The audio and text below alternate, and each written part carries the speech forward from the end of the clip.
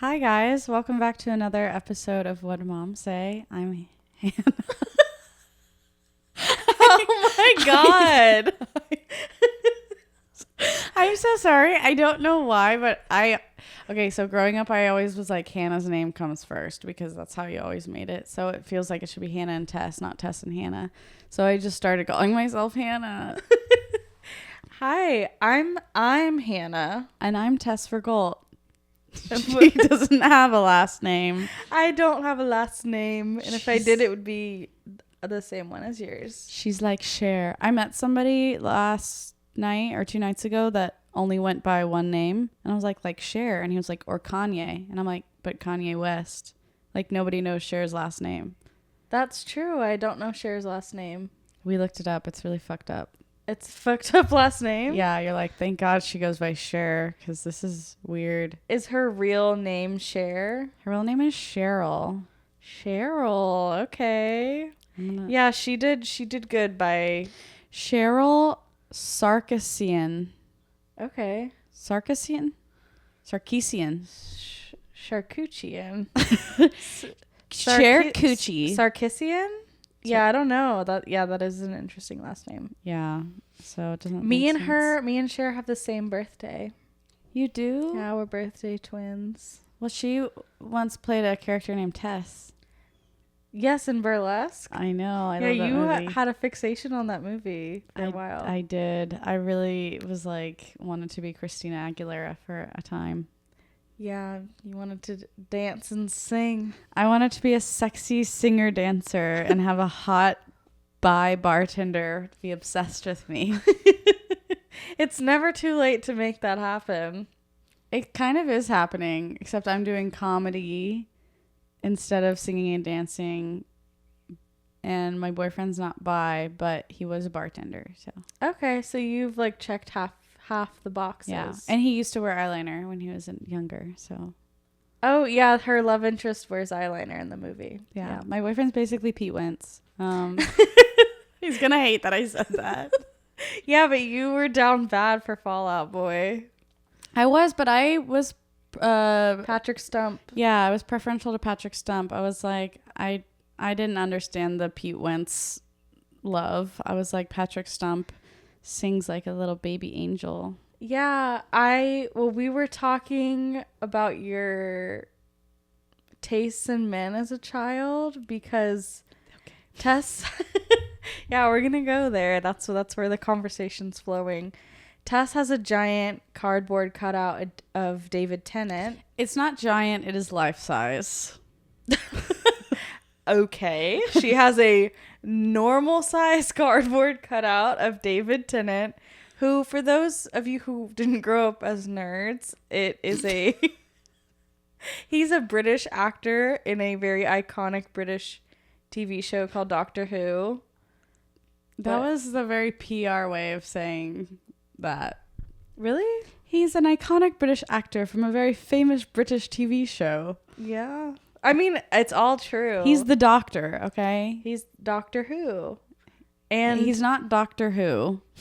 It's not like this is Doctor Who. He is the Doctor. Okay, girl. I'm sorry. I'm not the one who hand drew and painted a TARDIS on my bedroom wall. Yeah. But yeah, you loved yes. Burlesque and you loved Doctor Who. Those are like the two wolves within you. Yeah, most girls at my age of 12 were like really into One Direction, and I was like, I want to fuck David Tennant. This like 40-year-old guy. It went so to the extreme that at our middle school they used to give out these specialized awards. Like each student got an award based off of their personality, and my award was the Doctor Who award. You know, at least you got an award that related to your personality, because when it was my 8th grade graduation, my award was like, I'm so glad my mom doesn't work at my high school award, or like it was something to do with just the fact that our mom was a teacher at the school. Yeah, that was a great segue. It was I felt like so on fire when we brought it to this subject, because this is what we wanted to talk about. Do you think I ruined it now by bringing up that was a beautiful segue? No, I think the people should know we came into this saying we should talk about how mom was our teacher and we naturally got there. Yeah, guys, we naturally got That's there. how good we are. We're so good at potting.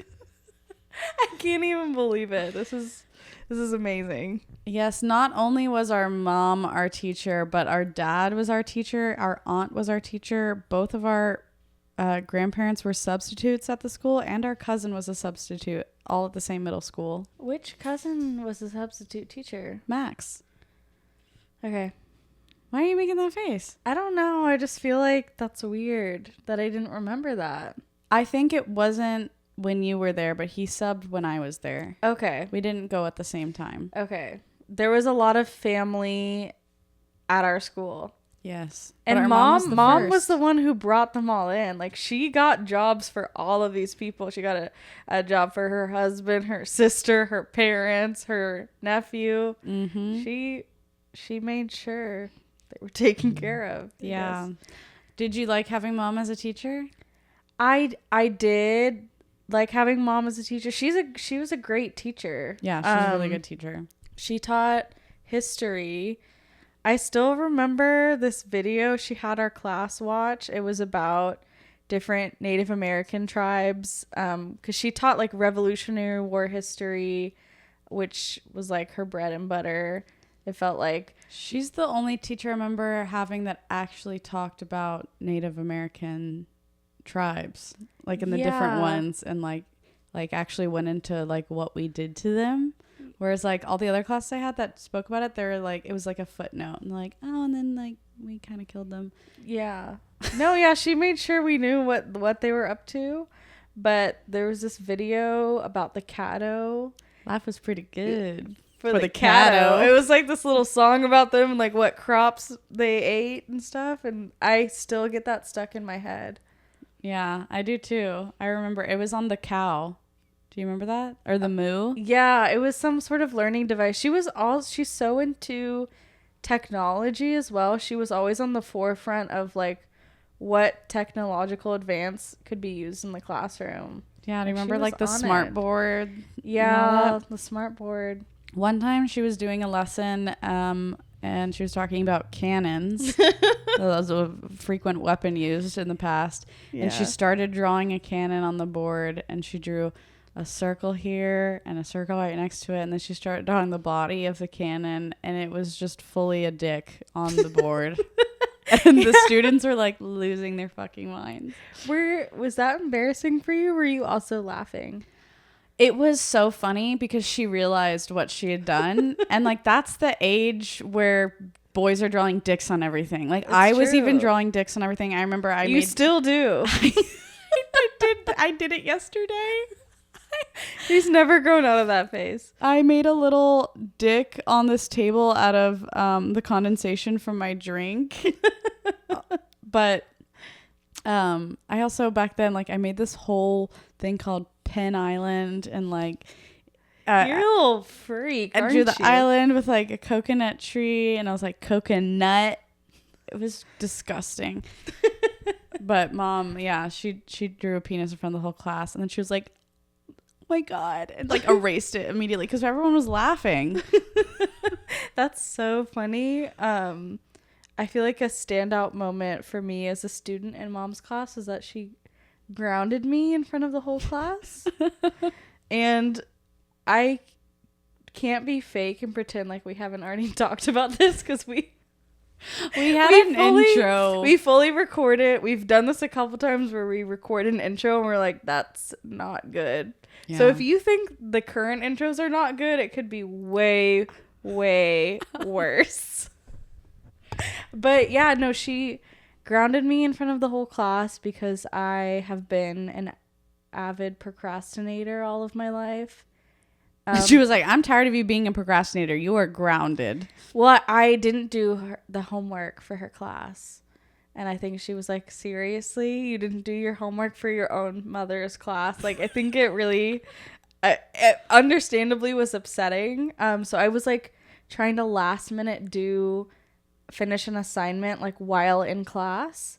And And she grounded me in front of the whole class and said I couldn't play video games anymore.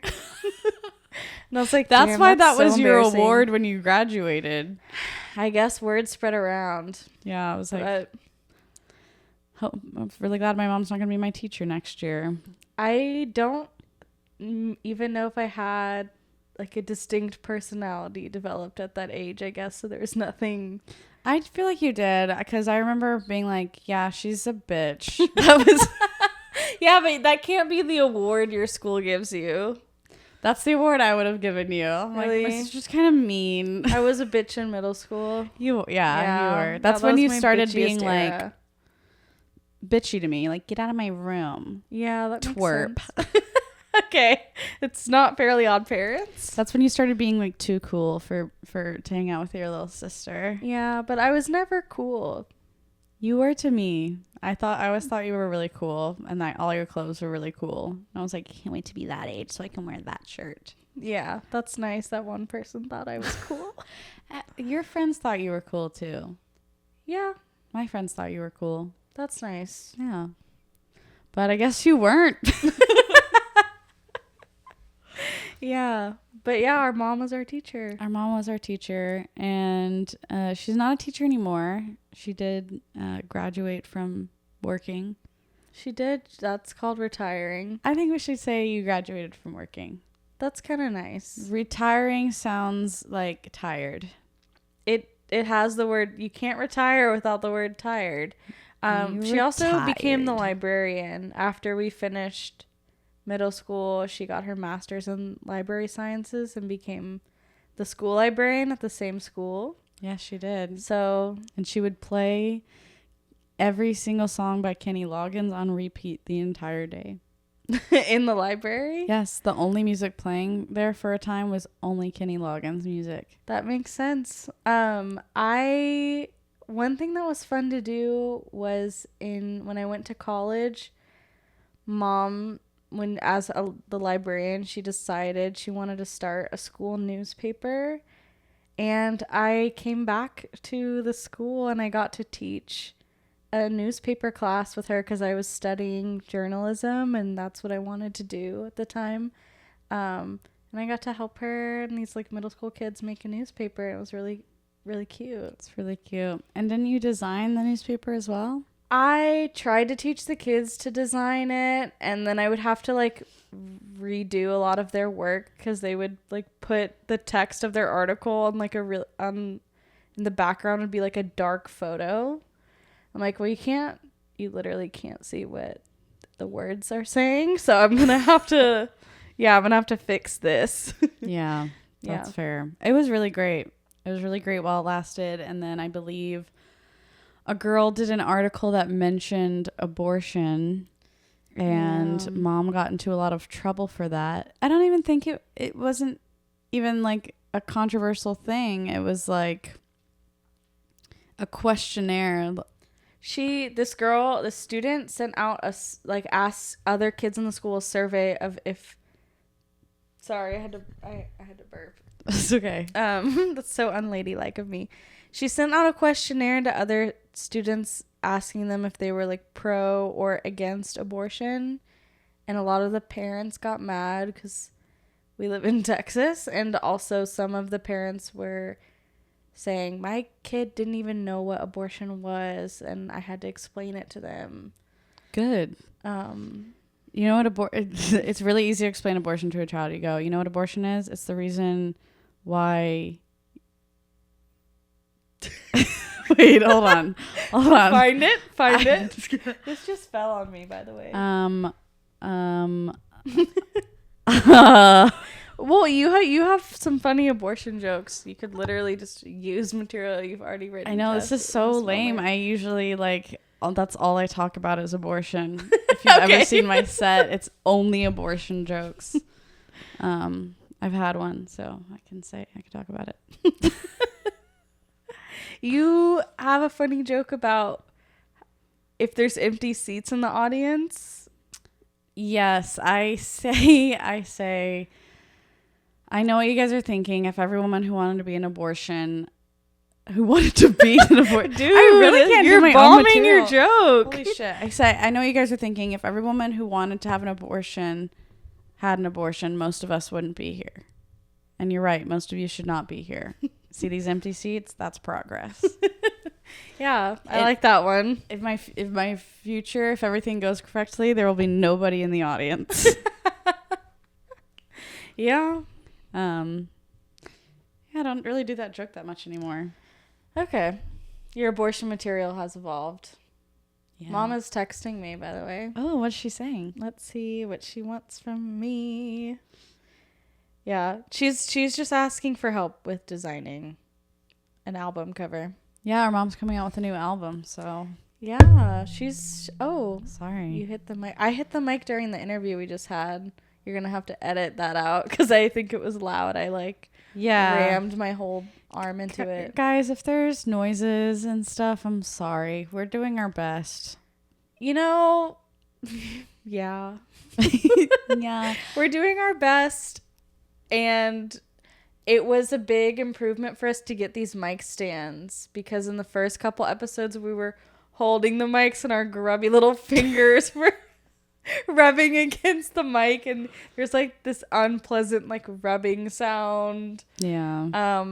So at least that it has improved. That's good. Okay, so we're going to move on to the story portion of the interview. I mean, God damn it. What the fuck is wrong with me? I don't know, man. Listen, we would love to get to a point where people are sending us emails about their moms.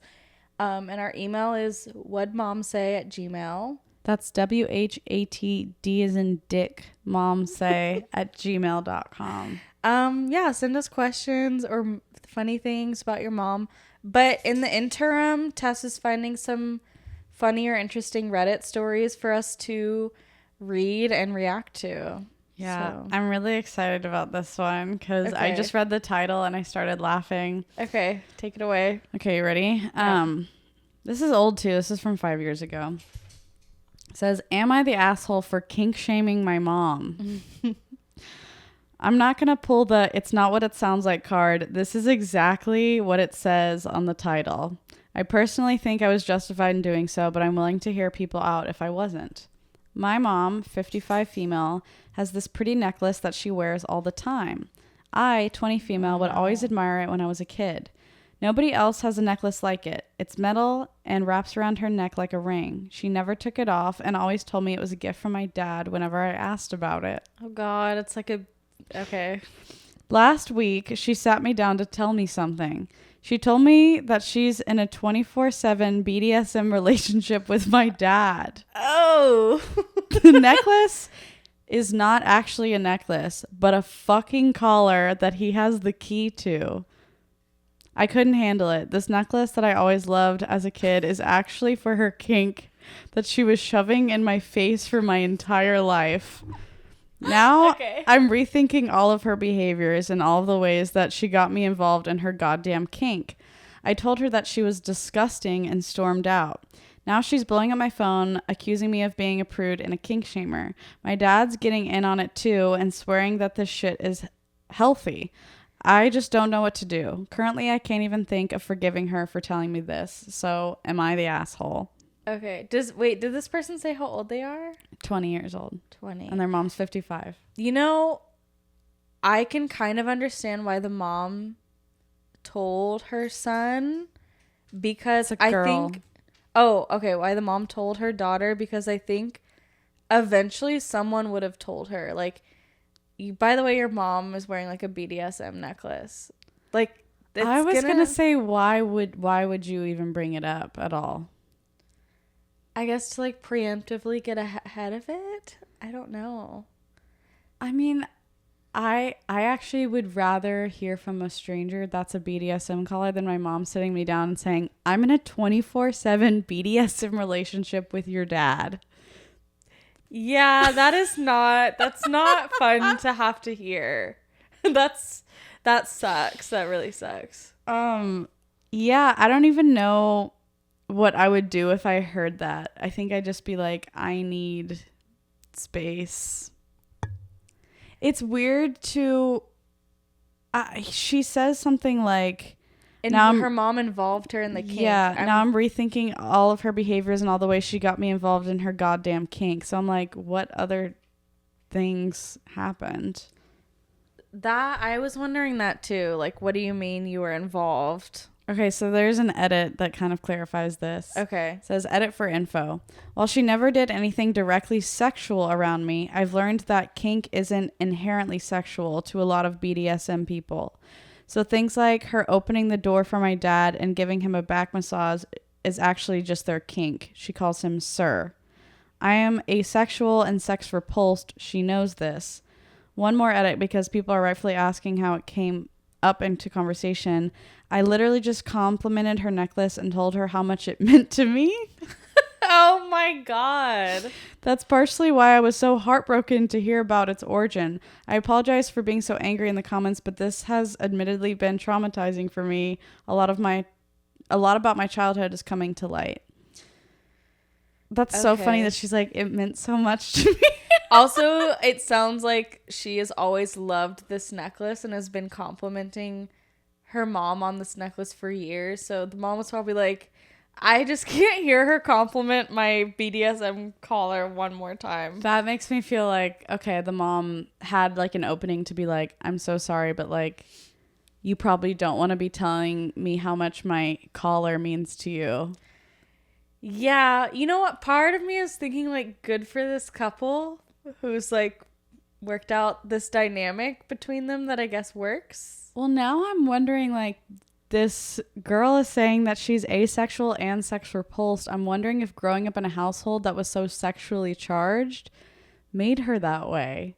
Not saying that that is going to happen to you if you're asexual. It doesn't mean you came from a household like that. You don't choose your sexuality unless you feel like choosing one, in which case you can. But if your parents are always playing this like sexual game around each other, it's like, do you ever actually have a break from it?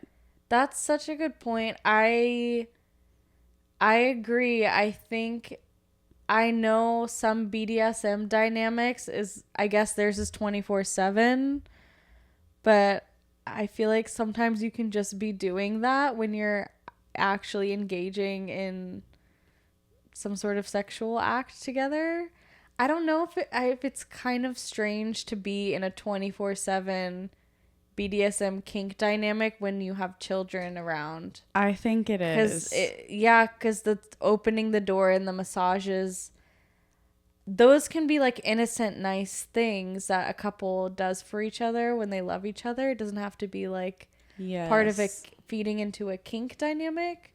But then it's like every mundane task is a part of that. So then it is a little bit off-putting. You know what this sounds like, which is one of Mom's favorite terms? What? Sexual leakage.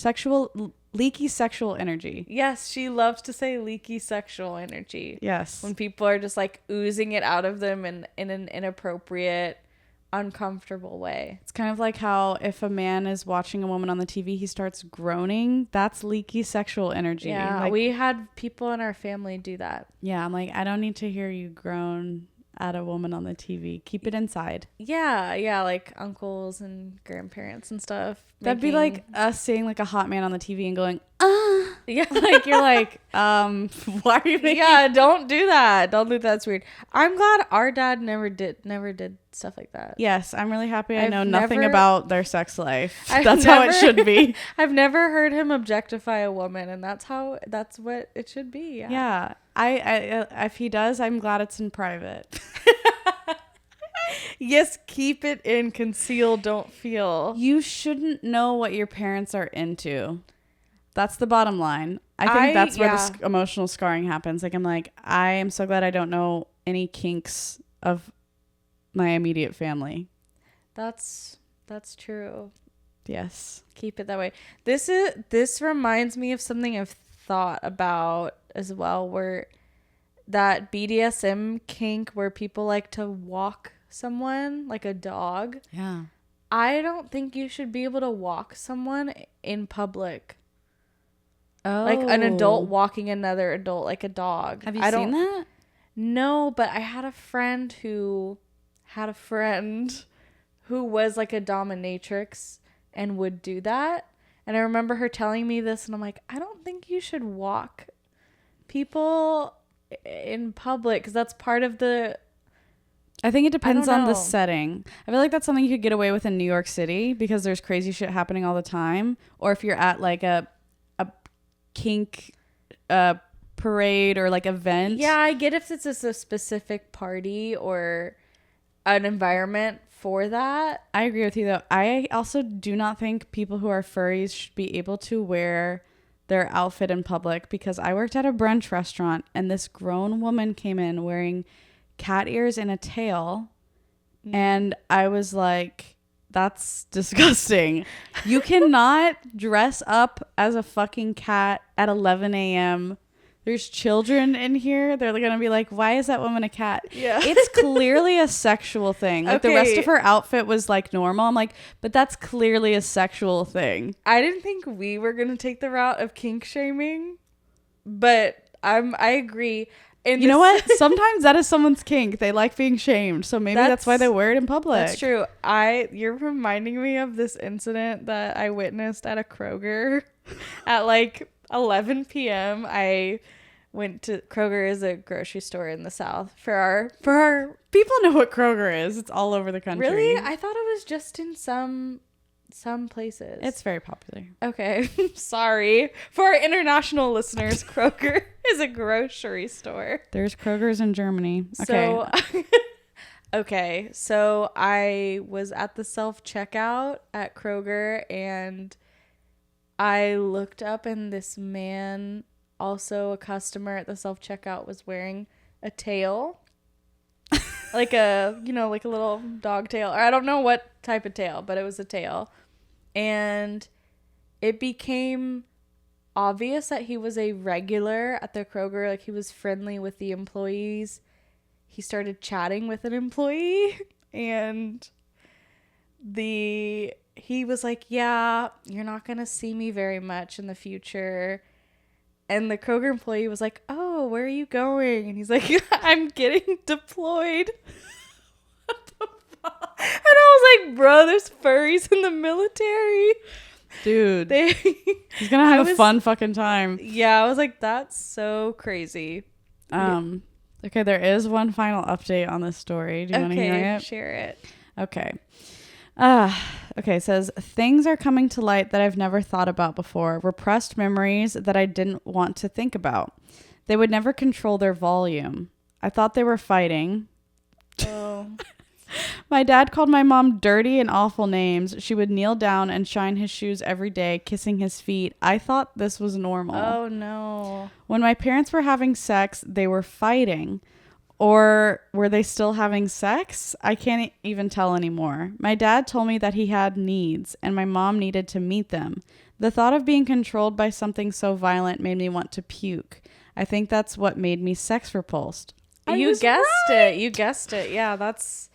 To everyone in the kink community who found this post, kink is not non-sexual. Stop using weddings as an excuse to shove your kink into the faces of non-consenting people. You never know what they've been through. I don't know what that means. I guess you would have to dive into the comments to figure out what. To all the people telling me to, quote, grow up, talking about sex is normal, I am traumatized and you're seriously not helping. Goodbye. Yeah, that's fair. It's not the same as your friend saying, I have a BDSM kink with my partner. It's like your parent. And I guess hearing more about what she witnessed is concerning, and also sort of a weird model for relationships to grow up seeing. Yeah, I saw this too. For the top comment says, not the asshole, but God, I hope this is fake. Why anyone would tell their kid about their kink lifestyle is beyond me.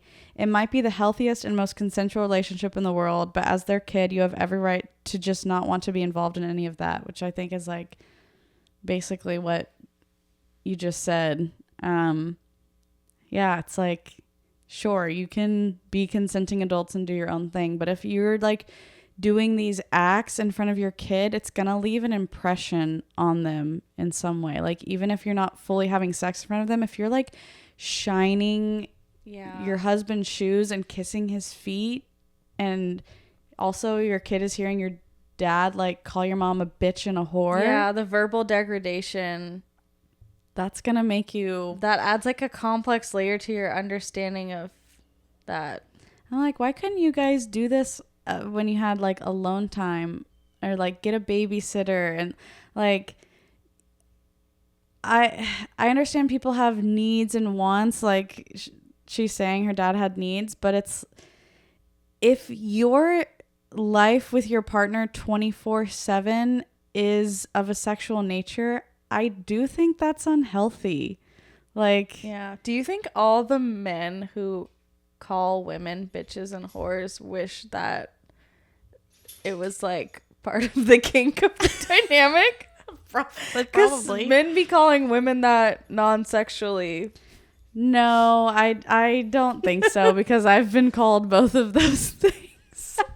Yeah, I've been called some mean words in a non-sexual context. Yeah, and it wasn't a kink of theirs. They were just being mean. Yeah. They were just mad at me. Yeah. I hear you, sister. Been there. But yeah, it's like if it shouldn't be sexual 24/7, because then what really is your relationship? Is there something deeper if you're constantly like serving this other person? Like, you never get a break to just like be yourself. Like, you're just this sexual creature in their eyes, and then you guys have a kid together and you're not like, hey, maybe let's schedule this. How do you have a practical discussion if you're being called a bitch and shining your husband's shoes while you're like, so anyways, what do you want to eat this week? Yeah, what's on the menu? What's on the menu? Yeah. And usually like relationships like that involve kink are like super consenty, and like, yeah, there's a bunch of rules. Consent is a big part of it, and knowing your limits and having agreements and all that kind of stuff. I feel like our mom has very lightly brought up sexual topics with us, and we're like, la la la la la, no, we don't want to hear it. We don't want to hear it. We don't want to hear it. Well, anytime she's made a sexual joke in the past and I'm like, ew, she's like, well, that's how you get here. I'm like, okay, I'm aware I took sex ed. Yeah, you did. Oh yeah, we did. Mm-hmm. I feel like I didn't learn that much in sex ed, but yeah, I think one time she was like saying something in passing about her sex life, and we were like, Mom, we don't want to hear about that. Like, we just don't. And she was like, I thought we could be friends. I feel like she got mildly offended and was like, if I knew that my mom was having sex still with her husband, I would be happy for her. I'm like, yes, but there's a difference between being happy that your parents are still sexually active and like hearing the details of it. Or like having them talk to you about it. I'm like, yeah, I think I'm in the camp of I just really don't want to know. I want to know that you're happy and in love and that you still cherish each other. I don't want to be like, I got a good dickin' last night. Okay, she's never done that to us. No. But this mom would. Yeah, literally. I really like this comment too. It says, not the asshole. Part of BDSM is making 100% sure that everyone exposed to the kink is consenting, which I think is like the main factor here. Yeah. Even if they didn't do anything sexual in front of you, they knew they were practicing BDSM in front of their child, and that sits wrong. Maybe you reacted strongly, but I can't imagine any other way a sane person would react to that news. Your mom had no reason to tell you about this, and in doing so, changed the lens you see your entire childhood through. It makes sense for you to be repulsed. I'm like, at a certain point, she was 20 writing this. I'm like, at a certain point, you're going to have that realization. Yeah. Because, like, imagine getting into a relationship and you think, like, the normal thing to do is, like, shine your partner's shoes and kiss their feet. Yeah, that would make me asexual. I also, like, if I had a kid, I wouldn't want to do that in front of them. Even if, like, I had a kink like that and there was a part of it that was non-sexual, I'd be like, this is a private moment with me and my person. I don't understand the argument of saying kink is non-sexual. I think that the definition of kink is like what you're into sexually, right? So I don't know who was saying in the comments. It was probably her mom and dad in the comments. Her mom and dad like opened up a bunch of Reddit accounts and was like, "You're a terrible person for not supporting this type of lifestyle, no matter what." So wild. Yeah. Well, that is that story. Please write us in if you have any stories of your own, or if you want any advice about moms from a mom. We are going to have our mom on in the next episode so that she can come refute anything we've said about her. Yeah, she has made some clarifying statements already. So our mom's the only one who listens. If you look in the comments on YouTube, you'll see her. She's there. She's there being like, I did not think this, or the reason you thought airplanes were higher in the sky is because we lived in the suburbs. Yes. But I was hanging out with her the other day. We are making a vegetable garden in their backyard, and we were working on that project together, and a plane was flying over, and she was like, Tess is right. The planes are especially Southwest planes. They get so close. Yes, Southwest. I'm like, I can fully read the letters on the plane. I was never able to do that as a kid. Yeah. So maybe you're onto something. I haven't quite am. Noticed it, but we should look into the data on that. Are planes closer to the ground than they used to be? Than they used to fly? Maybe like regulations got changed. Yeah, we're resurfacing this topic. Please let us know if you're a pilot or a flight attendant. But anyway, wait, follow us on social media. Yes, follow us on social media. We're at What Moms Say on everything. Email us, comment, rate review. it. Give a nice review. We would love that. And it's fitting that we're talking about our mom being our teacher today, because our guest, his mom was his principal at multiple schools. Another amazing segue. Straight bangers coming out today. His mom is also dead. So okay. Well, we told you guys there was going to be a lot of dead mom content coming. We gave the warning. So if that is, I feel like we should be like, if that's something that's going to be really hard for you to hear, then too bad. Then listen anyway and get over your fears. But our guest today, also a Houston comedian. He's so funny. He's a regular on Kill Tony, and he had a very interesting upbringing with his mom and how her disposition versus his disposition, which you'll hear a lot about in the interview. So please give it up for Collin Sledge. Life's a bitch, Hannah's gay. Tess got too many bills to pay, so they get together with Lily May and ask each other what mom say. They ask each other what mom say. Be an audio only podcast. I thought about doing an audio only podcast because I am But it's all about insecure. reels now. Yes, that's why I was like, we It's have to all film it. It's not a good reel if it's just A blank screen. yeah. I wonder if there are any audio only podcasts that do that. I'm sure there are. You could get it animated. I've seen that. You could use AI now, probably. I think Smartless is like the only podcast that can really get away with that as a newer podcast, because everyone's so famous. Or if you start, like Guys We Fucked, they have a video element to their podcast now, but most people still only listen because that's how we started. Yeah, I usually only listen to podcasts. I don't watch. So I just imagine that if people are watching, they're not really paying attention to what I look like, and then that makes me feel better. I'm playing RuneScape if I'm watching a video podcast, and I'm not really watching the podcast. Exactly. It's like, yeah. Same. Like when I drive in the car, I do have a YouTube podcast playing, but I'm not watching it. Officer. Be safe out there on the road, guys. Oh my gosh. Okay. Do you want to intro us today? Okay, I'm gonna try. Okay. Hi guys, welcome back to What Moms Say. I'm Hannah. I'm Tess, and we're joined with Collin Sledge today. Hi. Hello, Collin. How are you? I'm okay. I didn't know what to wear. I'm wearing a hat from the school that I went to, my elementary school. So this is like 20 years old. Oh, you went to Briar Grove? Yeah. Okay. Okay. That's really close to where we went to elementary Yeah, school. we went to Valley Oaks. Yeah. My mom was the principal there. That was one of the at Briar schools. Grove? Yeah. That was an interesting ripple in my childhood. I was pretty much always at a school where she was either the principal or the executive principal.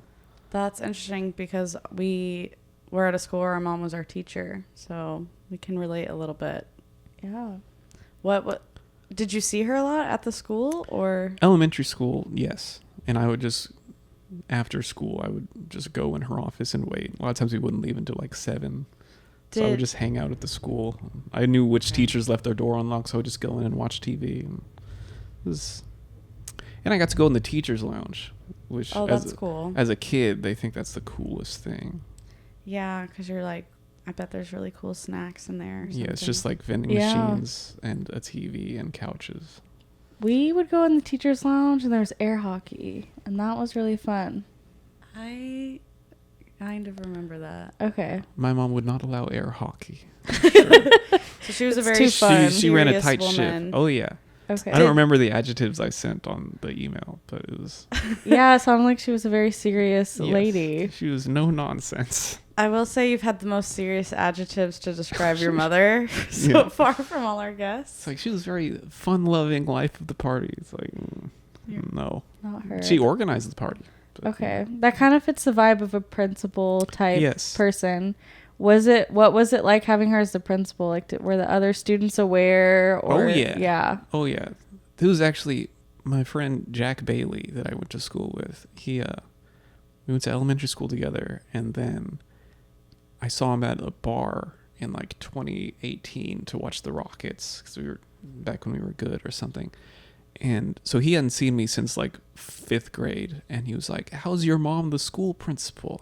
And I was like, "She's dead." He was like so excited. He was like, "It's Collin," and then it's like, "Oh," and he was just like, "Oh, I messed this up bad." Yeah. Yeah, and my other friend who was there, who knows both of us, just started laughing at it. Yeah, it becomes awkward when you ask someone about their dead mom. And you didn't know they were dead. I had this thing with I was getting a haircut once, and this is a lady that my mom had told me to go to, so I guess maybe they had met each other at some point. And she knew my mom was sick, and she asked, "Is your mom still sick?" And she had just died, and so I said no, because I was like, that's kind of. So I was like, "No, she's not sick," and she's like, "Oh, that's good," and I was like, "Oh man, I don't know what to do now," because after like 5 seconds had passed, I was like, "I can't. It's too late now. I can't do anything." And then I was like, "I guess I'll just go to a different hair lady." But then I didn't even do that. I just kept going, and we never brought it up again. And she probably figured it out at some. Maybe she thinks she got. I don't know. We've never talked about her since. Wow, that then. guy had a really good ending to his story. Yeah, I didn't know. I don't know how. I don't think I'll get emotional, but it's possible. Okay, we've been the bunny. Yeah, There's you're the bunny. first. You're the first guest we've had to hold the bunny, which is special. But I didn't know what to wear, and I thought about wearing I have this hat that Timmy Nobriggs gave me where it says, "Bitch, I got bills to pay." I thought it'd be so funny if I just had like an emotional breakdown wearing a "Bitch, I got bills to pay" hat. No, I was like, for no, real. I'm gonna wear my elementary school hat. Yeah. Do We've been you- meaning to get a box of tissues because we've Yeah. had 3 crying incidents. I was one of them. You were one of them in our intro, like it wasn't even with a guest. Okay, we're talking about something heavy. Okay. That is true. I just felt Okay, that's now my goal is to make one of y'all cry. Hey, don't bring up our childhood dog. okay. Yeah, please. It was bad. We've already talked about that on the pod. We don't need to go into that. No. The words you used to describe your mom were type A, uptight, and responsible to a fault. So she sounds like a blast. Yeah. What? She was the classic Asian mom, even though she was not Asian. Okay, I was like, were you adopted? No.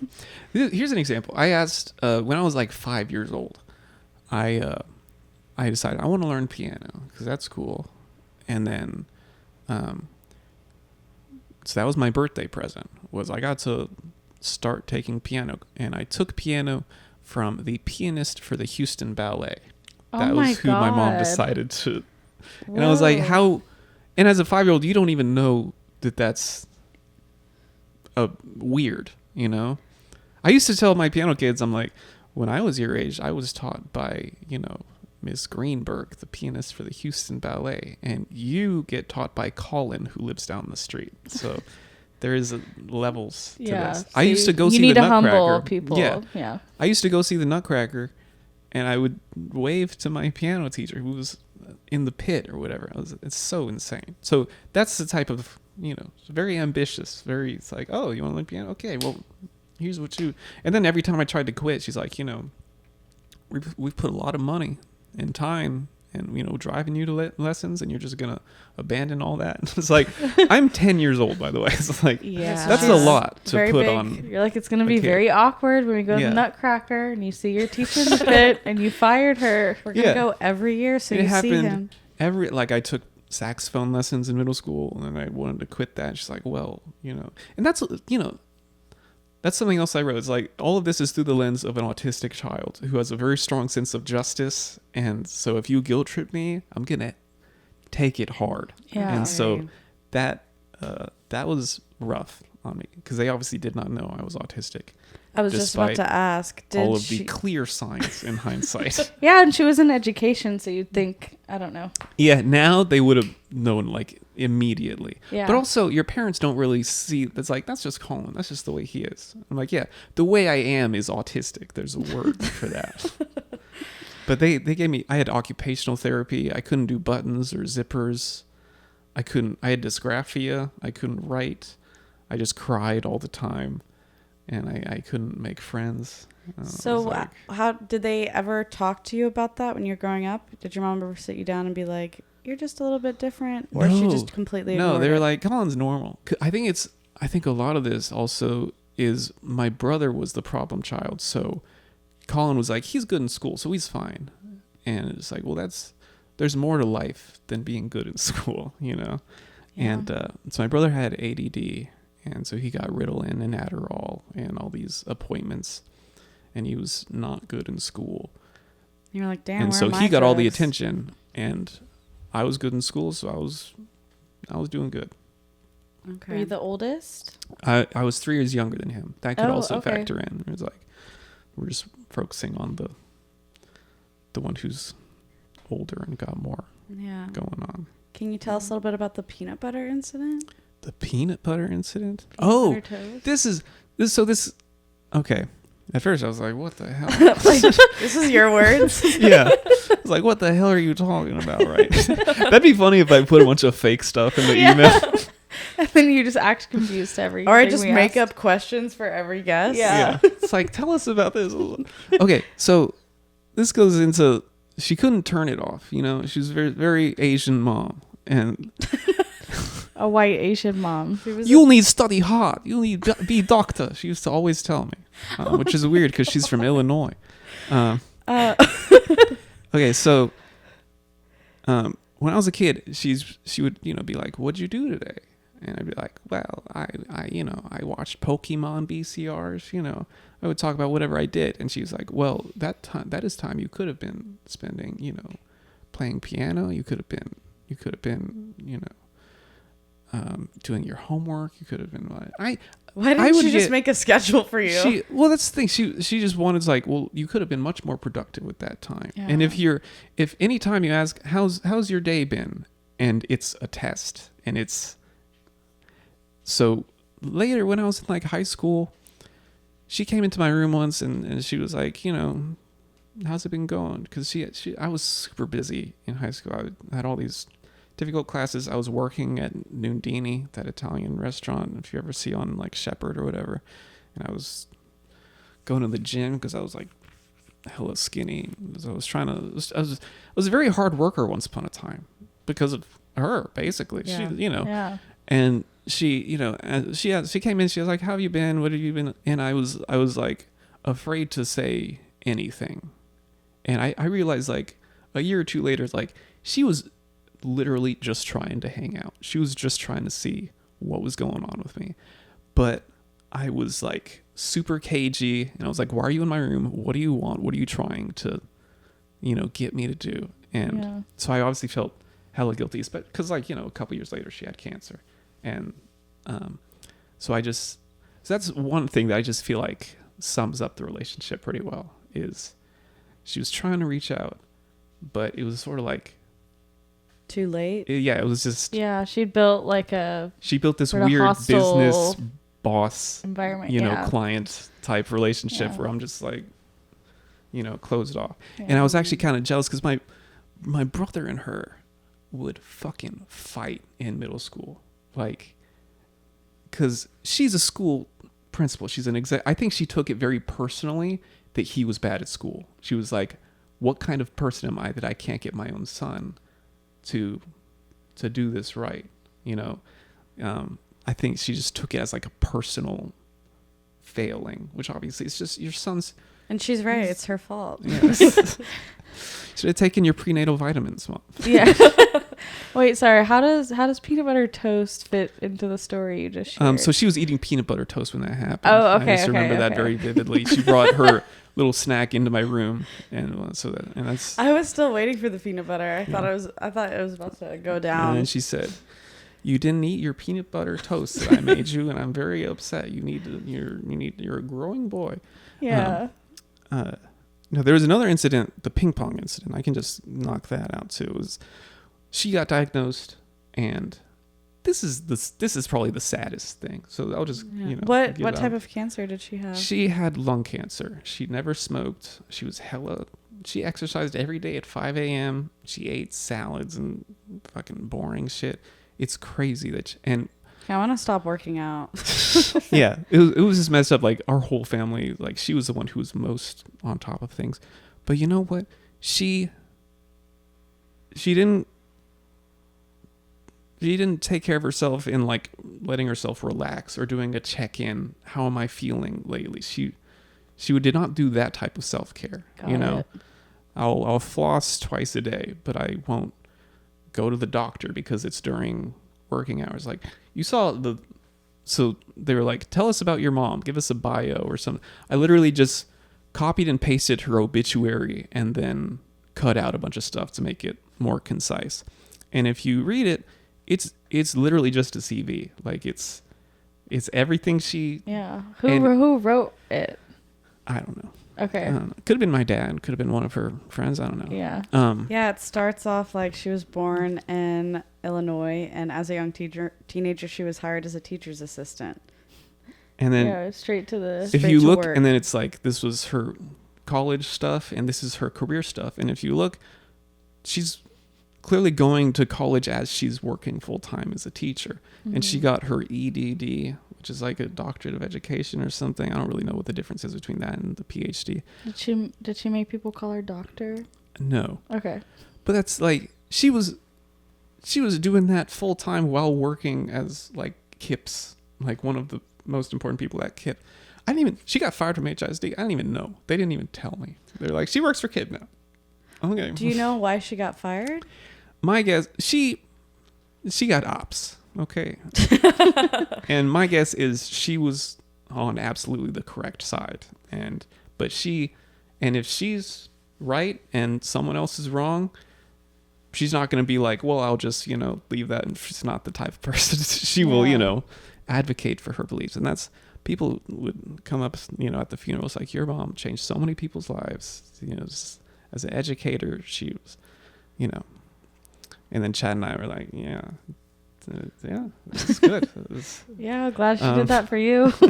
Yeah, I mean, she was, she was a great mom, but she was also just very, she was a principal to her kids also, which is, Neil Brennan has that joke where he's like, I meant to do elevator and I did football. It's talking about like Ray Rice beating up his girlfriend or something. And my mom was like, she meant to do mom, but she did principal. Okay. That was a little bit her thing.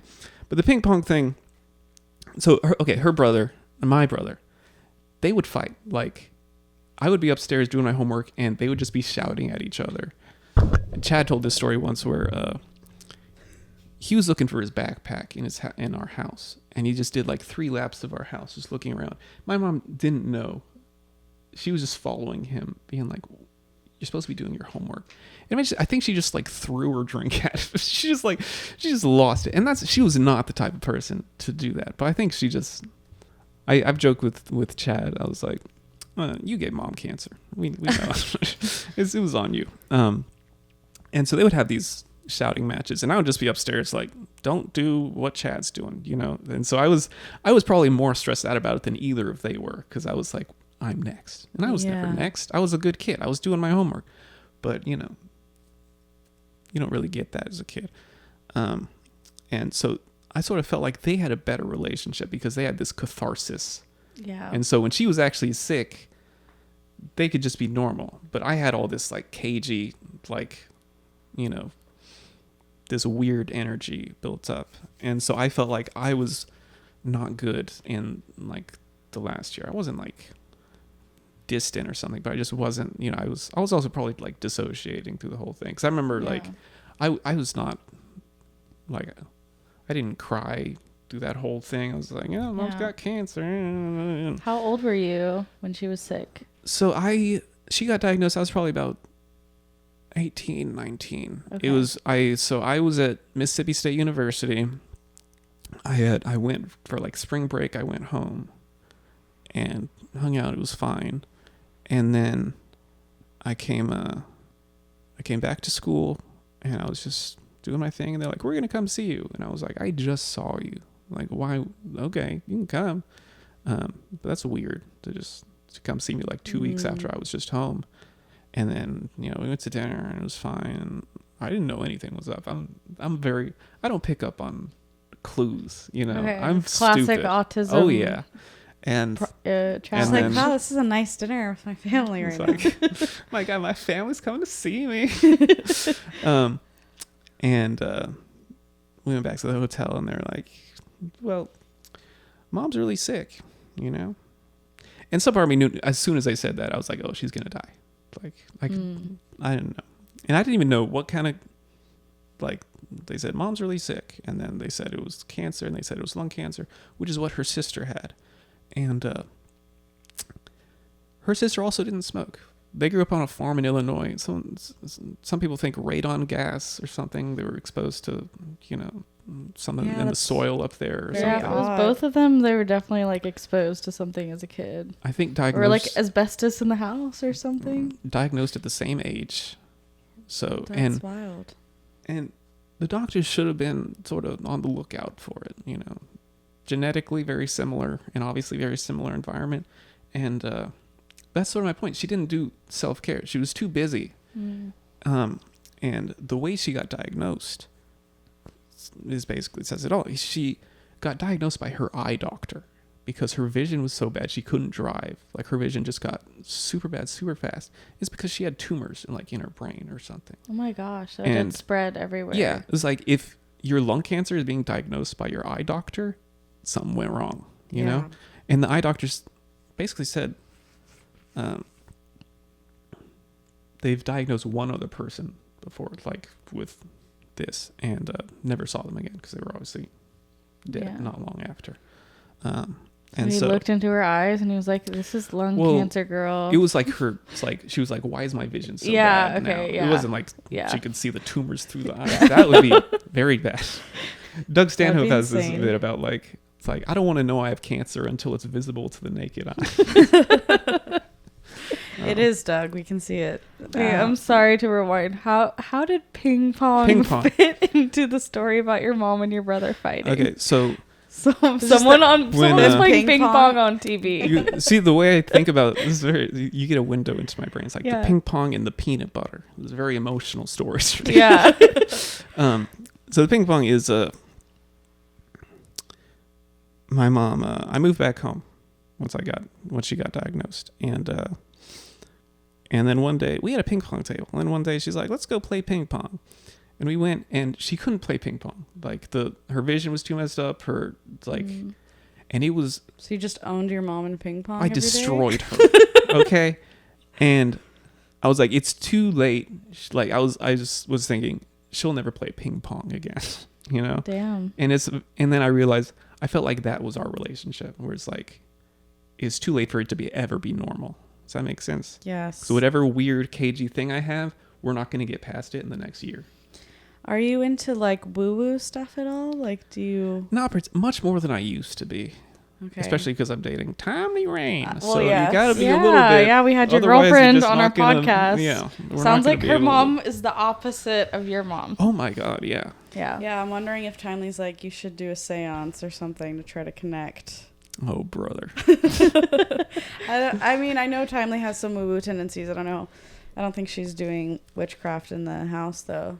I've thought about, like, what would she think about my life now? Like, I think y'all should ask, is your mom proud of you? I think that's a very interesting question. Don't ask me because she's dead. We can't get that info, Yeah. unfortunately.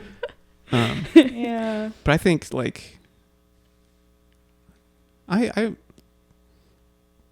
think she'd be very proud that I'm sort of I'm doing things that are in, like I did Smart Financial, the Kill Tony thing there, and that, I think she'd be very impressed because I'm a very shy person. No, You know, I think it's she would very be impressive that happy. you've gotten to where you are in comedy with, you know, dealing with autism and not being able to being very socialize. awkward. Yeah. Yeah, because comedy is a lot about networking. So Yes.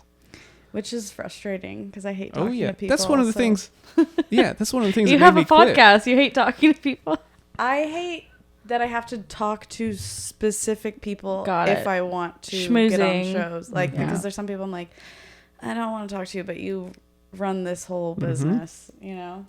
Yeah. That was one of the things that made me quit back when I did quit, was like, I remember Bob Morrissey being like, it's all this, man. I think he was just, you know, he was completely right, but he was going on like it's like, it's all, these people just put their friends on. You gotta do it's all this network. And I realized, That was a really good Bob I impression. was thinking Bow, that too. bow. I was like, it sounds Bow. exactly like Bob. I went to Iraq.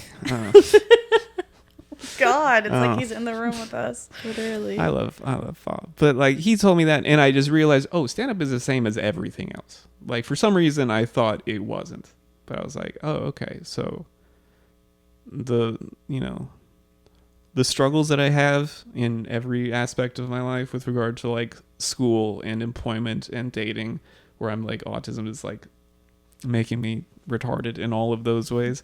It's like, stand up will be the exact same. I feel Wherever you like- go, there you are. I actually feel like stand up will heighten all of those parts of yourself, which in a way helps you deal with them more, because before I started stand up I was extremely shy. Oh yeah. I mean, I've only ever done stand-up when I was at a point of crisis, because my mom getting diagnosed made me go on stage. So like, because I've been writing for years and I had no intention of doing stand-up in the near future, but all of a sudden I was like, everyone dies. I have to do something. Did she know that you had started doing stand up? She never saw me, but she knew that I had started doing stand-up. What And did she think about that? She probably thought that was cool. You know, I think she would hate Kill Tony. Like, Yeah. she was very, you know, if I ever made, she had not a very similar sense of humor to me. Anything dark. Sounded like she didn't have like a really big sense of humor in general. Yeah, she wasn't much of a. You know what's funny? I was just scrolling TV once and I just watched The Office. I never watched The Office in high school. I didn't get into it until much later. And she happened to just be there and she watched like 3 minutes with me. And she was like howling with laughter. I've never seen anything Okay, like so such more dry humor. Yeah, she was like really. I was so, because I didn't really think the scenes were very funny. Like, I wasn't, but she was like, this is the funniest thing ever. And then we watched Parks and Rec when she had cancer. But even that, she just kept working. She got diagnosed with cancer. I don't think she had finished her EDD thing. She kept doing that. She finished. She worked for the church. She worked for KIP as long as she could. And then when she couldn't, she worked for our church.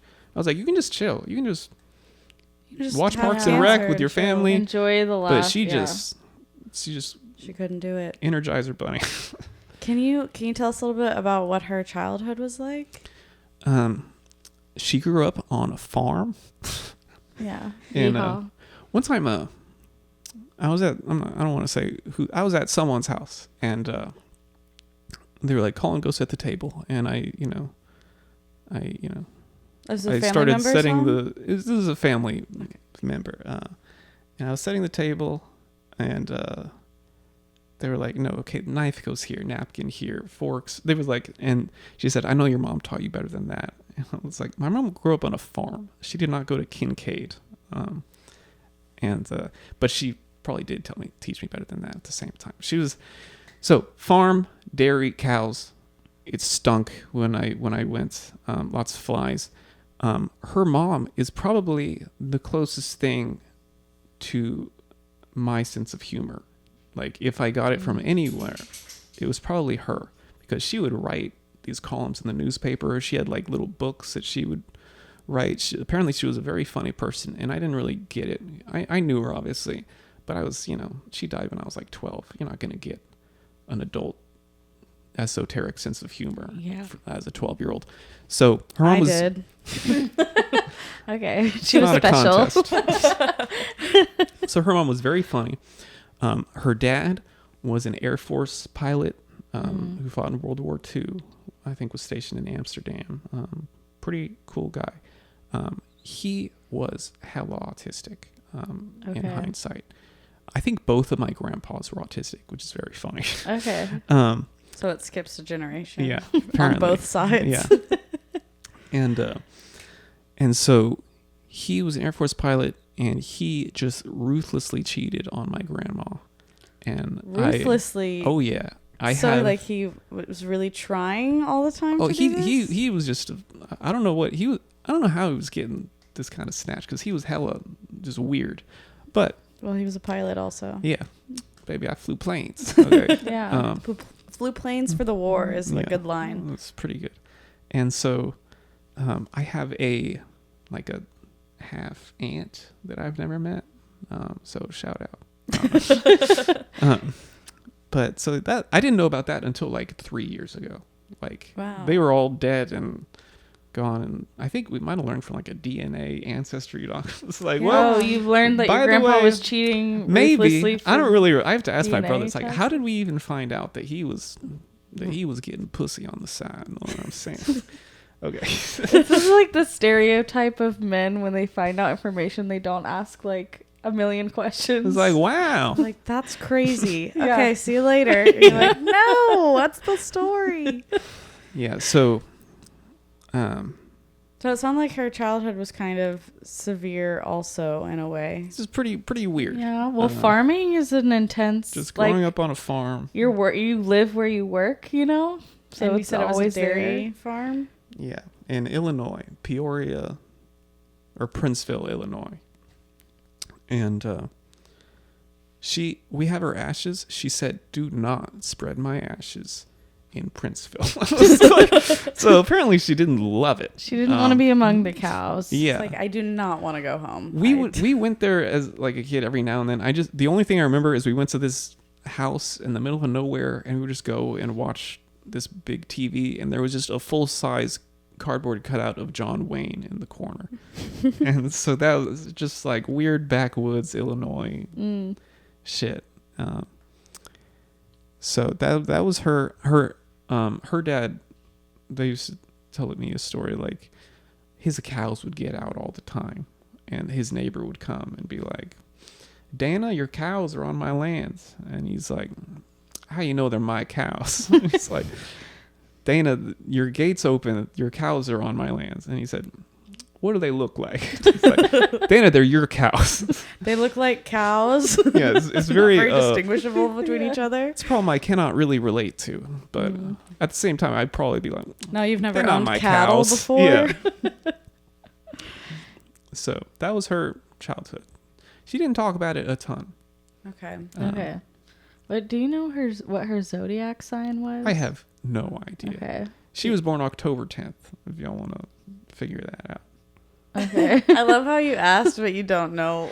I that might be Libra season, which you know what? I think it is. I was gonna guess like she sounds like she has the Virgo energy, but Yeah, I'm a Virgo. okay, you're the Virgo. Yeah. At what point did you find out you had autism and got diagnosed? And That's actually, this ties in. I went to a therapist. So she died. I know you asked me a question and then I go, but it all connects. Okay. Yeah. She died. I didn't cry when she died because I was like, she got diagnosed a year ago. She's been dead a year. What am I going to cry? You know, What am I gonna cry cry now? about my She's, mom's you know, cancer? So I'm a man. and I was like, yeah, I'm good. Yeah, I'm fine. And it was like 6 months after her death or something like that. I go to work, and I feel weird and anxious all day. And it's other stuff in my life going on too, obviously. Okay. The big cry is about to come. Yeah, and I was closing down Express Galleria, and I was just like, I just felt weird, and I didn't want to be there. And I asked my boss, like, can I go home? My manager, Adriana, and she was like, no, go, go do the graphic, go do the graphic tees. And I was like, okay. And I just sort of started walking away, and women are crazy. They can pick up on shit, Yeah. That's why I like. It's crazy that we can read emotions. Yeah. I like You're watching "You seem Downton Abbey. sad." I watched Downton Abbey, in college, and then I watched it with my stepmom, and she was picking up on all this stuff. I was like, oh man, there's so much. I was just like, oh, look at all the colors and the shapes. And they talk so funny. Yeah, and it's like, ooh, Lady Mary and Lady E. So, okay. So she could tell, and she just said, Collin, go home. Like, and I was like, and I walked, and I got in my car, and I just started crying a lot. And on the drive home, I realized it was Mother's Day, and I've never known what day Mother's Day was. I guess people at church, or like maybe I saw signs in the mall. I didn't even know that it was. People talking about I wasn't it around consciously aware that it was Mother's Day, but I realized like later, it's like, okay. And so, I was very emotional. I was also going through life stuff because I was like graduating college at that point. Okay, so you're like 22. Yeah, 21? around. I guess I was about to graduate college. I was like 21, and I was going through health stuff, and so I told my dad, it's like, I think I need to go to a therapist like now, like. And we didn't even go through like insurance or anything. My dad's like, my client knows someone, so I went. It was hella expensive. I only went to like 6 sessions or something because I was like, I don't got a job. This is part of what's stressing me out. Is I don't know what I'm gonna. Because I didn't know I had autism, but I knew like I'm not good at this thing. Everyone says you got to get good at interviewing, networking, and I'm like, oh man, that's terrible news. Because I had like a super good GPA. I was always good in school. My first year in Mississippi State, I was on like in-state tuition and half off. And then I got a 4.0, and so I got like another scholarship. So I was going to school for like basically room and board, which in Starkville, Mississippi, not a ton, Yeah. So I was just good in school. When I was in senior year, I took like 6 APs, and I got credit for all of them. Like that was something I knew I was good at. But then they're like, now it's time for the real world, and I was like, Yeah. It's almost like I feel like they should teach like interviewing and all of that while you're in school. They did in college. They were like, you got to come to the career center. You got to practice your thing. And I'm like, Oh. I was like, I do not want to do like, that. Don't want that part. So this part was on me. So I went to therapy, and I was talking about the ping pong incident. I cried for like 20 minutes trying to explain that. Yeah. And I was like, we were never going to be normal because of the ping pong. We were never going to play ping pong. Yeah. And so I cried a lot. And then in our second session, we talked about stand-up. And at this point, I had quit stand-up. But she was like, what kind of jokes did you do? And I'll tell you the jokes. I remember the jokes. I'll tell you at least one. Yeah, tell us one.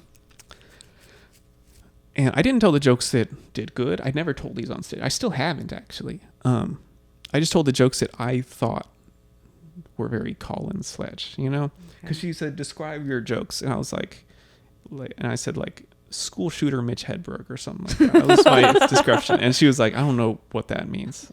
That's a very good. That's good. If you've seen Collin perform, that works. So, which a lot of people just cut it out and say Anthony Jeselnik, which is a fair, So the joke I told was, there's this song, I love Carly Rae Jepsen, and she has a song called Boy Problems. It's like, okay, so Boy Problems it's about a girl who has a boyfriend, but he's not satisfying. He's boring, or she just wants a new boyfriend. So she's talking about breaking up with her boyfriend and getting a new boyfriend. So if a girl has boy problems, it means she wants a new boyfriend. But if a boy has girl problems, it means he wants to shoot up a yoga studio. Which is a very solid joke. She didn't laugh at all. I think because you're a therapist, it's not the proper environment for comedy, obviously. And the other joke was, and this is crazy that I told this in like 2018 or something. I said, they should remake National Treasure 2 Book of Secrets. And that's about like a president's book where it's all the secrets of the country are handed down in a book from president to president. It's like, what they do that, and then Nicolas Cage finds it. And it's just a list of all the kids that each president fucked. Whoa, you were like... And I was like... And so now I'm like... You were foreseeing something. I was cooking. Yeah, that was the Epstein files. Yeah. Literally. So Wow. I was just making a joke. I was just guessing. I think I probably... because there's always been stuff like that. But There's we always didn't know been how real it was. pedophiles. Yeah. They've always had power. But I think people were saying stuff even back then about like, yeah, there's this guy with a plane. It was like this little things. Yeah, like Pizzagate was. I think that was around I think that time. was around. Yeah. Yeah. So that was probably it. And turns out like that was real now. It was Have you like seen that? everyone's like every time they brought up Pizzagate in the news, they were like this made up conspiracy thing. I mean, a lot of it's true, but it's a coincidence, which is probably about the size of it. Yeah. Well, first of all, Carly Rae Jepsen is severely underrated, so I'm glad you gave her her props. But I don't think I remember Pizzagate, or I don't know what that is. Pizzagate was this It was like a conspiracy 4chan theory conspiracy. like, John Podesta. Yeah, it was like him and the Clintons, and many of their emails they talked about getting a pizza, and they're like, oh, pizza is fucking a kid. Pizza basically. means CP, child pornography. Yes. Okay. And the Epstein files, there's many references to pizza and grape soda, and so now people are like, it was real the whole time. It does stand for that. Damn. Yeah. Okay. I do think it's code for something. I don't know if it necessarily is code for exactly that Okay. or something else fucked up. Yeah. So, I don't know. But I don't know what's true or what's not. I used to pay attention to that stuff, but I'm just like, the more you look at it, the more crazy you're gonna I become. don't like reading up on too many conspiracy theories because it makes me feel like I'm gonna go mental a little bit. Yeah. Because it's like, what am I nothing is supposed- real. Yeah. That's what they want you to think when you're looking at the facts. Yeah. I don't think it's like, okay, the presidents are fucking kids on it. What am I supposed to do about that? Yeah. The one that weirds me out is like they're lizard people, like they're lizards in human skin. I'm like, okay, I'm not That's checking Bob on Iger. that. Yeah, my fiance is into this. The reptilian people. Yeah, they're like, oh, if you can catch a split second where their pupils are like vertical, and you're like, what? So you told your So I jokes told to my your jokes to my therapist, and then therapist. she said She you're didn't laugh. autistic. Yeah. That's it. Yeah. Okay. You spoiler. Oh. She just said she just said, "Do you know what autism is?" That's what she said. She said, "Have you ever heard of autism?" Wait, literally after telling your Yes, jokes? I told her 2 jokes, and then she says, "Have you ever heard of this thing called autism?" And I said, God, that's kind of bitchy. "No." She literally, I think she might have she wrote something down. That always makes it like, "What are you writing?" Could you imagine being in your therapist's And then office? she just, like, she's like, closes have you ever the heard of depression? Because I notebook. think you have it. Yeah, she literally said like, "I don't know if you have autism, but." She said there's like a triangle she looks for. It's like special interests, which I had, social isolation, and routines. And I was like, and she was like, Okay. you have all of those. Your mom had some of that too. Yeah, she was not autistic. Okay. And so I was like, one of my friends has autism, and which is weird to me because he seems normal. And I see a lot of myself in him. yeah, I was like, part of me was like, if that guy's autistic, then I definitely got it. Because he always seemed like I was always trying to be as normal as him. It's like he has a job, I'm trying to get a job. He moved out of his trying parents. to be as normal as Yeah. my other autistic Yeah, friend. his name's Rob. He was like, he moved out of his parents' house. He had a job, and I was like, he's got it figured out. And if he Yeah. has autism, then it's not looking good. Did you have an inkling before she said that? I- or that was the first time My it f- really dawned on you? My friend Rob had just told me about autism, and I didn't really know what it was. And And then my therapist said that, and I was like, okay, that's 2 for 2. I guess I'll look into it. Yeah. And then COVID hit. So I guess this was around 2019. Okay, this was right before autism got really big. Yeah. I got in right before Yeah. right before TikTok. Yeah. Got to Right it. before Love on the Spectrum. Like, I got a real diagnosis before people started diagnosing themselves. Yeah. And so I got hit with level 1 autism, OCD, and avoidance. And I realized OCD and avoidant, I just sort of like, whatever. And those two are way bigger obstacles in my life than autism as a concept, although they were probably all sort of connected. Yeah, they all work together. So, yeah, I got diagnosed, and then I was like, well, okay, I'm autistic. Well, I'm still sad about my mom dying. Can we get back to... Can we unpack that? Yeah. So that's what happened with that. And you only saw her for 6 sessions. Have you done any other therapy since then? I or- did go to a therapist, I guess a couple years ago. I guess, and I sort of had a crisis about like my life is not going anywhere. I was not, I was teaching piano and I was subbing classes at schools, but I was like, I'm not really progressing. I'm not leveling up. And then eventually I started doing stand-up again. So I only do stand-up in a time of existential crisis. And then I quit and I'm like, okay, I'm fine. And then I do stand-up and my life gets way better, like almost immediately. Because also didn't have a ton of luck with girls before I started doing stand-up. And I think part of that was just getting used to putting myself out there a little more. I never got girls from stand-up when I started, In fact, one girl, it may have stopped that relationship because I remember saying something like, I think I said something like, this is the only thing I really like. And then my girlfriend was like, that's so sad. Girlfriend was like, have you ever heard of Like, autism? That's lame. And in hindsight, I was like, she was right. But also, That's kind of mean. I don't think to she say was right. to say I have a passion and I like it, and she's like, that's sad. yeah. I don't think that's correct because obviously, like, this is the avenue that you feel the best in and you're like doing very well in it. Yeah, and this is something I talked about on Kill Tony. It's like I basically in my first thing, they were like, "Why'd you quit stand up?" And I was like, "I just wanted to like do something with my life." And then there was like, "What'd you do?" And I was like, "Nothing." That's why I came back because I was like, I tried to do other stuff, but I'm not really good at. I'm good at teaching piano and stand up, and that's about it. Yeah. So. And stand up is probably the more fun out of those two things, I would assume. Yeah, it's been good. I had a piano lesson yesterday with this. I have this autistic student that's always twerking at me, and Twerking? yes, it's very. At you? Oh yeah. How do you 'Cause she twerk at a doesn't- person? Well, you turn around and twerk. And, Yeah. That would really freak me out if It I was does. a male teacher Oh, yeah. and my student was twerking at me. Oh, yeah. And Like, her I didn't parents- tell her to do that. her parents are like, stop, because she doesn't get what it is. Her parents will catch her and they're like, How old stop is it this right now. child? She's like 7, too young to Yeah, even know yeah. what it is. Oh man. I told Tommy, like, who's twerking at 7? She's like, so I'm in the process of referring her out because she needs a little more attention than I'm able to, because I'm not in town. But I had like 10 to 12 students when I first got on, and now I have like 1 or 2 that I don't even really go to them that consistently. So I am sort of scaling that down. I see. Do you miss doing that more? Kind of, yeah. I did like it. This is something that I always, like when a kid progressed on something, I felt like I was making progress too. It really felt very fulfilling. Sounds kind of like how your mom felt. Oh, brother. Their progression made you feel better? Yeah.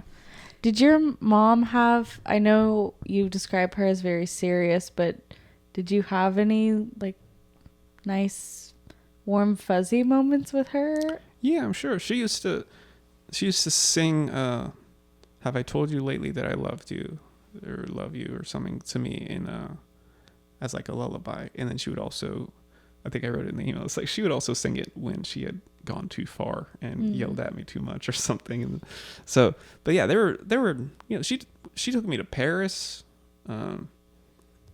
She took me to New York. We would see like Phantom of the Opera. We saw The Lion King. She took me to see like Miss Saigon in Houston. She would take me to shows. We went to the Nutcracker every Christmas from when I was like 6 to like 13 or something, and we would buy a Nutcracker at the thing. Now it would be like this fucking ripoff, buy it on Amazon or eBay or something. But that was like our little ritual. We would go see a Christmas Carol at the alley or something. Yeah, I remember seeing that in school. I love that. I've seen it one time. I went with my mom and we saw it, and there's this thing, the ghosts are like with the chains, they're like dancing around Scrooge, and he's like, ah, and one of the ghosts just ate it, just like wiped out when they were doing the little circle thing, and he just had to get back up and keep going. And I was like, that is awesome.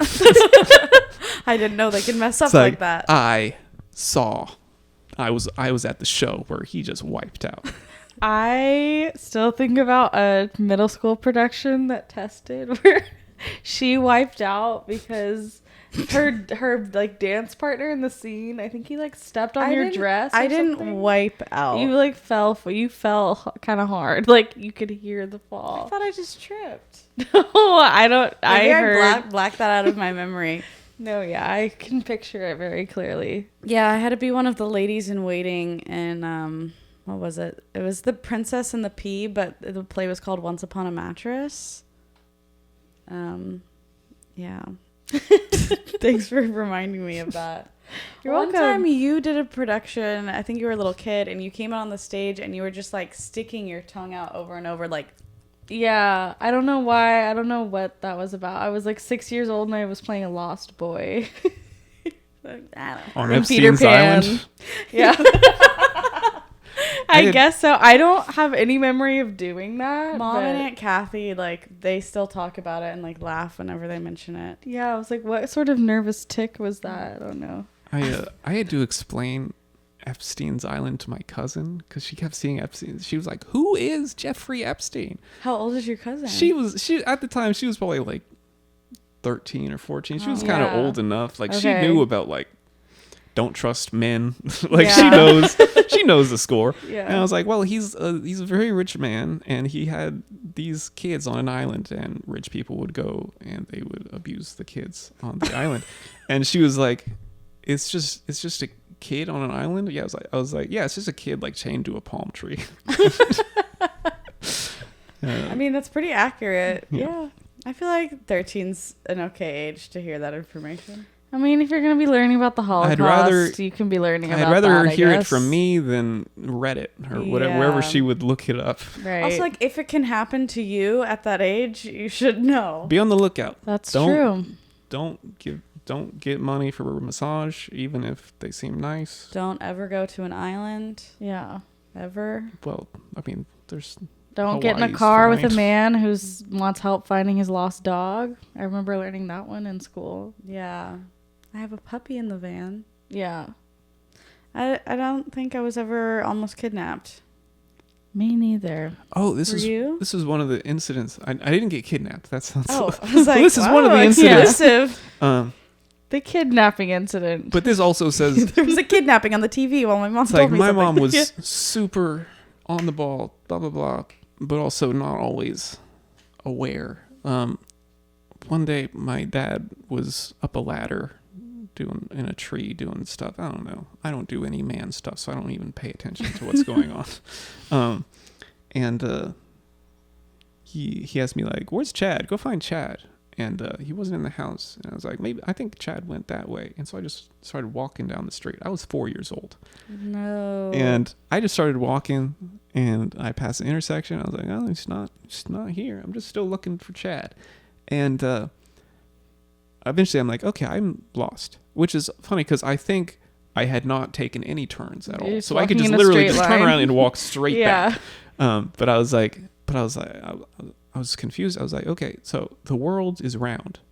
So if I just keep going in this exact straight line, I'll come back home. Like, I'm going to go to the ends of the earth to find Chad. Which is so autistic. It's like, I'm super logical. Yeah. That's actually the thing. A lot of my stress in life has been from being too logical. It's like, well, if this happens, then this happens, and then this happens, and this happens. Like, yeah, but are all of those things going to happen? And it's like a catastrophizing, you know? Yeah.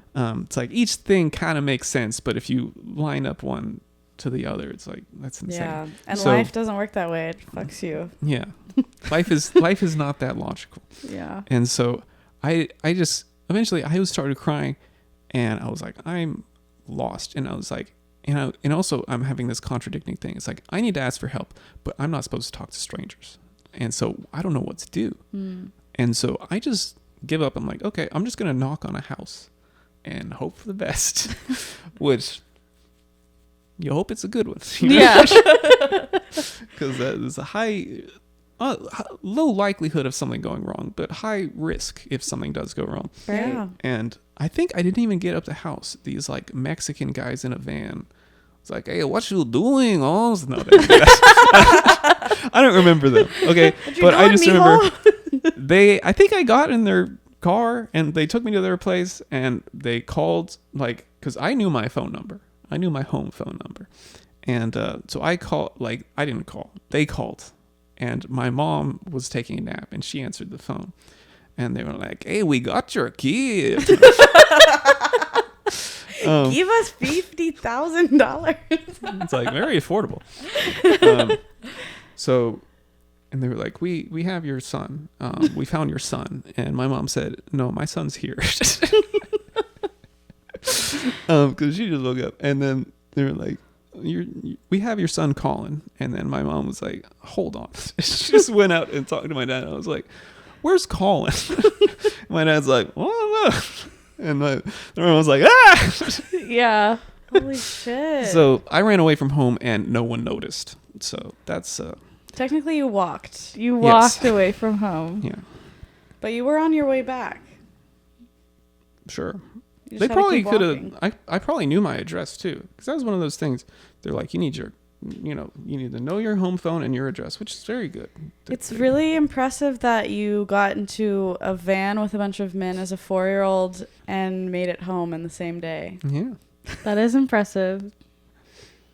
We are almost at the end of our filming. Oh, okay. Yeah. Did you have any other questions before we I wrap? guess I was curious to know what your dad was like. Was he similar to your mom? My dad But- is like he's like, yeah, Phil Dunphy, but not as cringe. Okay. He's like just like the perfect dad, basically. Okay. He's very busy, very hardworking, but like, and also maybe not. When I got diagnosed with autism, I was like, my therapist thinks I have this thing called autism, and he was like, I don't think so. And I was just, and then later, he was like, well, that's just how you are. He was one of these like, that's just, It's like, it was like, yeah, that once again- generation, I feel like that's what they grew they up just, with. and he might be a little on the spectrum, like he, so I maybe mean, he it tunes is it a out a little. spectrum, so technically also that means he's like- everyone's on it. He's like, he doesn't know how socially weird I am because when I'm with him, I'm normal, Okay. So it's the thing, you can't really pick up on how your kid is when he's not with you. And so sometimes I'll be going through something and he will have no idea, but also I'm very closed off, so I won't tell him, and he won't pick up on it because he's got a lot. So he might be also a little on like social cues as far as like what people are dealing with emotionally. But like when my mom got sick, he dealt with all that, and he was a champ. It was a lot, like, because there were stuff he would have to do to like help take care of her. She was sleeping on the couch at one point, and he just, like, in the last few weeks of her life, he was just like not sleeping because she needed, like, she would be asleep on the couch, but there would have to be like a machine running and it was hella loud. So if she needed help, which she did all the time, he would have to be there, and he couldn't go into like the next room because then he wouldn't hear over the machine. He's hard of hearing. So he went through so much during that whole period, and he just rolled with it. He never, Never complained or yeah. yeah. So my whole childhood, he was always, he would have me do, he had me in scouts and stuff. This is something that's kind of nice about the Kill Tony stuff, is all of like the masculine, outdoorsy, uncles who shoot stuff, all of those people who never saw any value in me as a person are now like, you're the guy from Kill Tony. It's like a complete it's the exact type of people who are like, Colin's weird, you know, he just plays Yu-Gi-Oh on all the camping trips. He doesn't, you know, actually do anything. So that's just an interesting ripple to my life now, for sure. Yeah, I bet that feels pretty good. Or do you care that they see It's just you kinda that way funny. now? Or like, you know, I went like shooting with like Hans Kim's friends and like, you know, those gunfluencer and like gun store people. I just went out shooting with them and like, we think you're so funny. Also, they're giving me a gun, so they're being very nice. Yeah, But that's not the time to like be mean to someone after yeah, you it's hand like, them you know, a you're gun. a little weird. here, Colin. take this gun, you fucking piece of shit. You're so awkward. Why won't you look me in the eye, Colin? You're weird. Are you afraid of me? Colin, do you even get pussy? No, but like, it's just sort of like weird that all like the guys, they never really thought I was very cool. Are now like, Colin, you're so funny. You're so cool. I Well, love they see value in what you can do. Yeah. Now that I can do racist jokes on the podcast. They're like, that's right up our alley. Yeah, my mom would love that I'm putting myself out there and hate that I'm doing like racist, The misogynist content. jokes. Yeah. You told us that you are getting a vasectomy in a couple months. Yeah, that's the plan. Is that something you've always wanted to do? Or? Pretty much. And I think I wrote like, my mom didn't make parenting seem fun. Yeah. So that might factor in, but also it's like, I just don't, I never liked kids. What's weird is I started teaching piano and then I started like I enjoyed hanging out with kids because it's like one-on-one. There's like a project. Yeah. And I was like, this is pretty cool. And then one And- started twerking at you, and you're like, never Yeah. mind. But it's just like, it never changed my mind on kids of my own. They just went like, oh, kids are fine for 30 minutes at a time if I'm getting paid. And that's still the rule. Yeah. Yeah. That's fair. Well, we do have to wrap. Is there anything you want to plug before we get out of here? Follow my Instagram, Collin R. Sledge. Come see me at the Riot Fest, which is insane that you're not in it. It feels so weird. That's really sweet of you to That say. Whatever. She was in it last year. She could have beat me in that festival. I thought you did. Remember, right? What did I say? I was like, if you beat me this time, enjoy it because it's never happening again. But that didn't happen. So I guess maybe next year. Maybe next year. Maybe next year. Well, thank you so much for coming on, sharing about your mom. We'll link his Instagram below. Also, go check out his Kill Tony sets. They're very funny. Yeah. Thank you. All right. Thanks, guys. We'll see you next Thursday. Bye.